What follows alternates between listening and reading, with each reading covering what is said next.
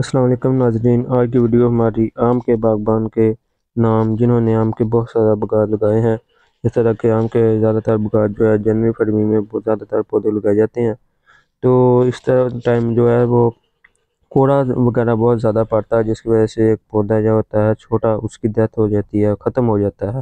یا ویسے بھی کوڑے سے اس کی چھال پھٹ جاتی ہے جس کی وجہ سے پودا ختم ہو جاتا ہے۔ تو آج ہم کوڑے سے بچاؤ کے لیے کچھ چند ضروری اقدامات آپ کو بتائیں گے۔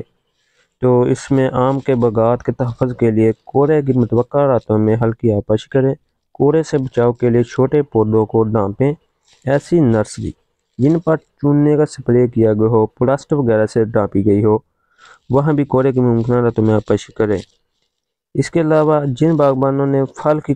برداشت کے بعد فاسفورس والی کھادیں استعمال نہیں کی،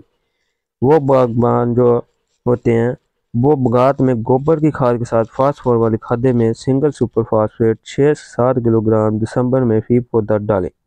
اس کے علاوہ آم کے پودے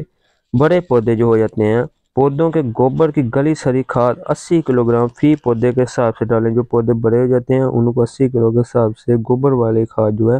وہ ڈالیں، اس سے زیادہ فائدہ ہوتا ہے، اس سے کوڑوں سے بچاؤ بھی ہو جاتا ہے۔ اس کے علاوہ اس کا پھل بھی بہت زیادہ جو ہوتا ہے، فاسفورس کھاد استعمال نہیں کی تو وہ اس کی کمی پورا کر دیتا ہے۔ اس طرح آپ نے پودے کو ڈھانپنا ہے پلاسٹک کی شیٹ سے یا کور سے یا چھاپر سے سائڈ سے۔ اس کے علاوہ آپ نے اگر سبزیاں وغیرہ بھی لگائی ہیں یا اس کے علاوہ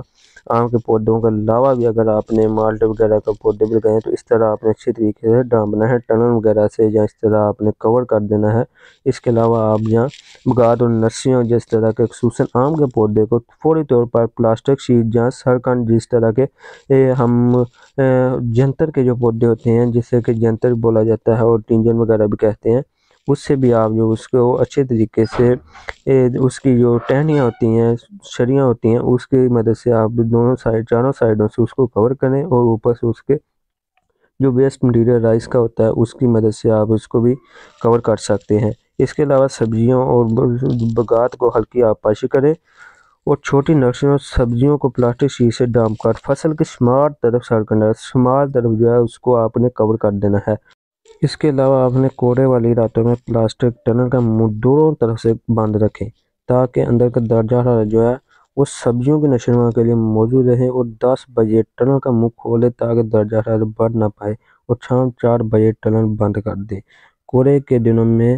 دوران جو ہے کوڑے کے دنوں میں ہم نے گوڈی نہیں کرنی، کوڑے کے دنوں کے دوران گوڈی نہیں کرنی چاہیے، اس لیے آپ نے یہ بھی احتیاط کرنی ہے کہ کوڑے کے دنوں کے دوران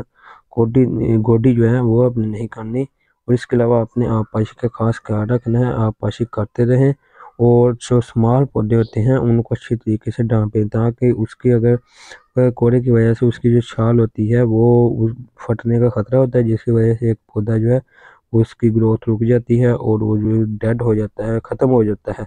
اس کے علاوہ جو بڑے پودے بھی ہوتے ہیں ان کی جو چھال زمین کی طرف ہوتی ہیں اس کو بھی بچاؤ کرنا چاہیے، کیونکہ نیو شاخیں جو نکلتی ہیں ان پر بھی کوڑے کا بہت زیادہ اثر ہوتا ہے۔